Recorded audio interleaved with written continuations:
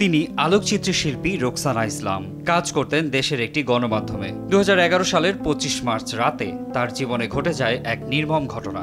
রাজধানীর সোহরাওয়ার্দী উদ্যানে সেদিন ছিল শিখা চিরন্তনের উদ্বোধনী অনুষ্ঠান চলাকালীন সময়ে মঞ্চের এক পাশে ছবি তুলতে গিয়েই হঠাৎ হোঁচট খেয়ে পড়ে গুরুতর আহত হন তিনি।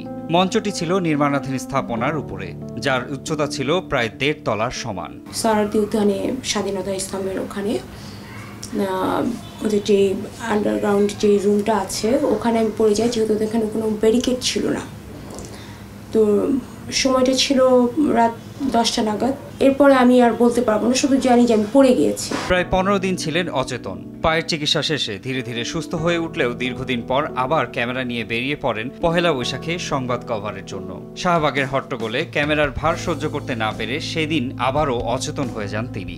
ডাক্তার আমাকে বলেনি যে আপনি 1.5 থেকে 2 কেজি বা খুব সামান্য পরিমাণ ওয়েট ক্যারি করতে পারবেন এবং হাঁটা চলাটা যতটা পারা যায় অ্যাভয়েড করা, খুব অল্প। তো যেহেতু মিডিয়াতে জব করতাম, পয়লা বৈশাখ ছিল, তো আমাকে পরপর 2 দিন, পয়লা বৈশাখের আগের দিন এবং পরদিন বৈশাখের দিন, ক্যামেরার যেই ওয়েট ছিল ওই ওয়েটগুলো আমার শরীরে নিতে পারিনি। সেই থেকে কালো অধ্যায় নেমে আসে রোকসানার জীবনে। একদিকে চিকিৎসা খরচ, ঢাকার বাসা ভাড়া আর পরিবারের কথা ভেবে সিদ্ধান্ত নেন গ্রামের বাড়িতে চলে যাওয়ার। ভাবতাম যে আমার লাইফটা শেষ, হ্যাঁ, আমি আর কখনোই উঠে দাঁড়াতে পারবো না, আমাকে বাকি জীবনটা এইভাবে শুয়ে থাকতে হবে আর কি। শুয়ে থাকতে হবে, আমার মা বোনের উপর ডিপেন্ড করতে হবে, সবার ওই জিনিসগুলো চিন্তা করতাম যে আমাকে এখন অন্যের গলগ্রহ হয়ে থাকতে হবে। এটা খুব কষ্টের ছিল, এর থেকে মরে যাওয়াটা অনেক ভালো ছিল। প্রতিটা মুহূর্তে এই জিনিসটা চিন্তা হতো। দীর্ঘ 7 বছর গ্রামীণ জীবনে তিনি উপলব্ধি করতে পারলেন কর্মহীন মানুষ পরিবার বা আত্মীয় স্বজনের কাছে বোঝা। সেই উপলব্ধি থেকেই হাতের কাজ জানা রোকসানা শুরু করেন কাগজ দিয়ে কিছু করার। ক্যামেরা হাতে দৌড়ে ছবি তুলেছি, শহীদ মিনারে গিয়ে সেই 5-6 তলা মই বেয়ে আমি ছবি তুলেছি।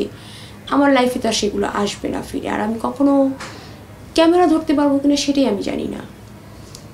তো ওই জায়গাটাকে চিন্তা করলাম যে না, আমাকে ডাইভার্ট করতে হবে।